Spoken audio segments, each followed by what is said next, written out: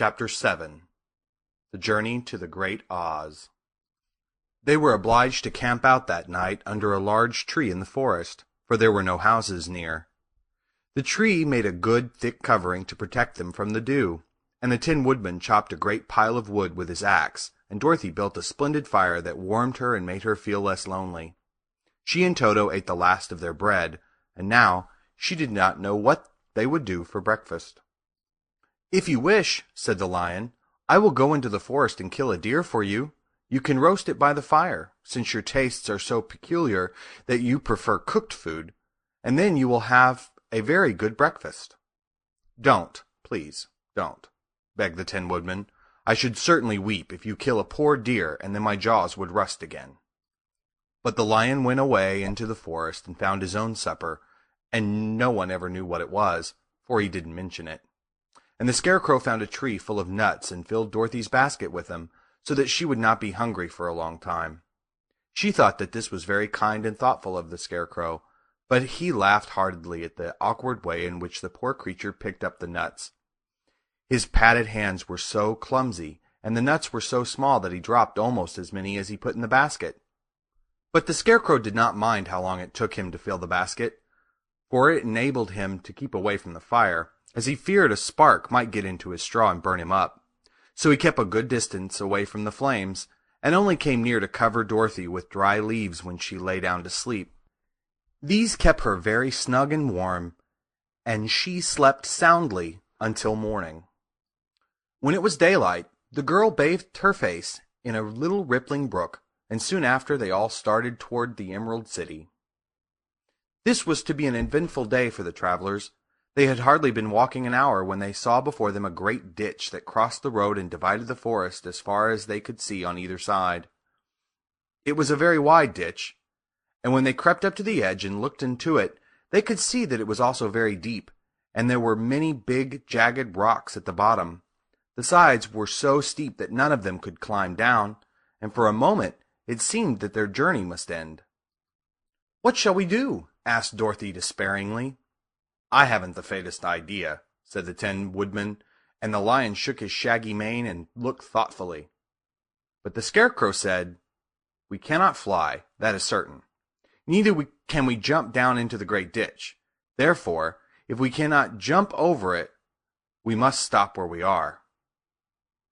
"I think I could jump over it," said the Cowardly Lion, after measuring the distance carefully in his mind. "Then we are all right," answered the Scarecrow, "for you can carry us all over on your back one at a time." "Well, I'll try it," said the Lion. "Who will go first?" "I will," declared the Scarecrow, "for if you found that you could not jump over the gulf, Dorothy would be killed, or the Tin Woodman badly dented on the rocks below. But if I am on your back, it will not matter so much, for the fall would not hurt me at all." "I am terribly afraid of falling myself," said the Cowardly Lion, "but I suppose there is nothing to do but try it. So get on my back, and we will make the attempt." The Scarecrow sat upon the Lion's back, and the big beast walked to the edge of the gulf and crouched down. "Why don't you run and jump?" asked the Scarecrow. "Because that isn't the way we lions do things," he replied. Then, giving a great spring, he shot through the air and landed safely on the other side. They were all greatly pleased to see how easily he did it, and after the Scarecrow had gotten down from his back, the Lion sprang across the ditch again. Dorothy thought she would go next, so she took Toto in her arms and climbed on the Lion's back, holding tightly to his mane with one hand. The next moment it seemed as if she were flying through the air, and then, before she had time to think about it, she was safe on the other side.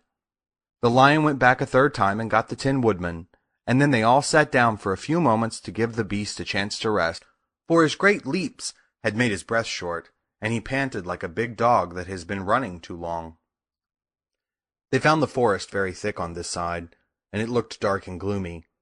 After the Lion had rested, they started along the road of yellow brick, silently wondering, each in his own mind, if ever they would come to the end of the woods and reach the bright sunshine again.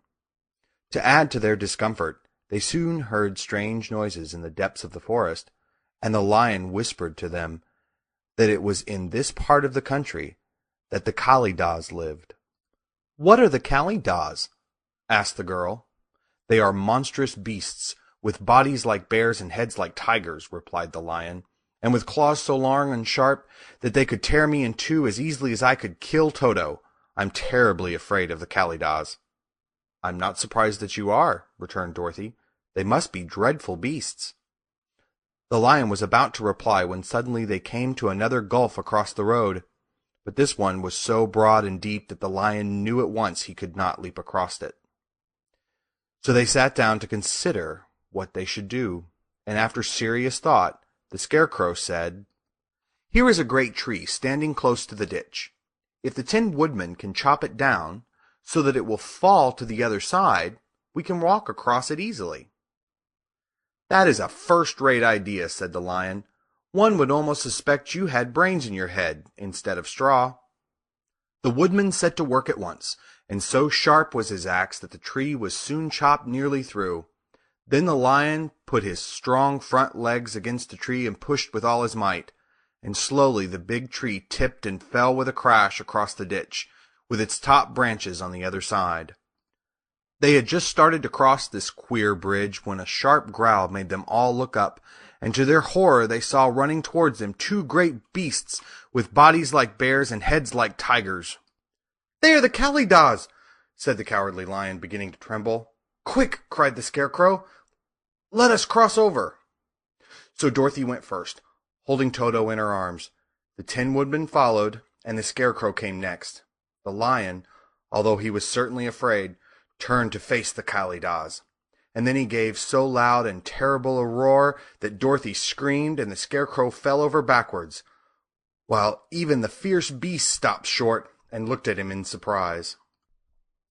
But seeing that they were bigger than the lion, and remembering that there were two of them and only one of him, the Kalidahs again rushed forward, and the lion crossed over the tree and turned to see what they would do next. Without stopping an instant, the fierce beast also began to cross the tree, and the lion said to Dorothy, "We are lost, for they will surely tear us to pieces with their sharp claws, but stand close behind me and I will fight them as long as I am alive." "Wait a minute," called the Scarecrow. He had been thinking what was best to be done, and now he asked the Woodman to chop away at the end of the tree that rested on their side of the ditch. The Tin Woodman began to use his axe at once, and just as the two Kalidahs were nearly across, the tree fell with a crash into the gulf, carrying the ugly, snarling brutes with it, and both were dashed to pieces on the sharp rocks at the bottom. "Well," said the Cowardly Lion, drawing in a long breath of relief, "I see we are going to live a little while longer, and I am glad of it, for it must be a very uncomfortable thing not to be alive. Those creatures frightened me so badly that my heart is beating yet." "Ah," said the Tin Woodman sadly, "I wish I had a heart to beat." This adventure made the travelers more anxious than ever to get out of the forest, and they walked so fast that Dorothy became tired and had to ride on the lion's back. To their great joy, the trees became thinner the farther they advanced, and in the afternoon they suddenly came upon a broad river, flowing swiftly just before them. On the other side of the water they could see the road of yellow brick running through a beautiful country, with green meadows dotted with bright flowers, and all the road bordered with trees hanging full of delicious fruits. They were greatly pleased to see this delightful country before them. "How shall we cross the river?" asked Dorothy. "That is easily done," replied the Scarecrow. "The Tin Woodman must build us a raft, so that we can float to the other side." So the Woodman took his axe and began to chop down small trees to make a raft. And while he was busy at this, the Scarecrow found on the river bank a tree full of fine fruit. This pleased Dorothy, who had eaten nothing but nuts all day, and she made a hearty meal of the ripe fruit. But it takes time to make a raft, even when one is as industrious and untiring as the Tin Woodman, and when night came the work was not done, so they found a cozy place under the trees where they slept well until the morning, and Dorothy dreamed of the Emerald City, and of the good Wizard Oz, who would soon send her back to her own home again. End of Chapter 7.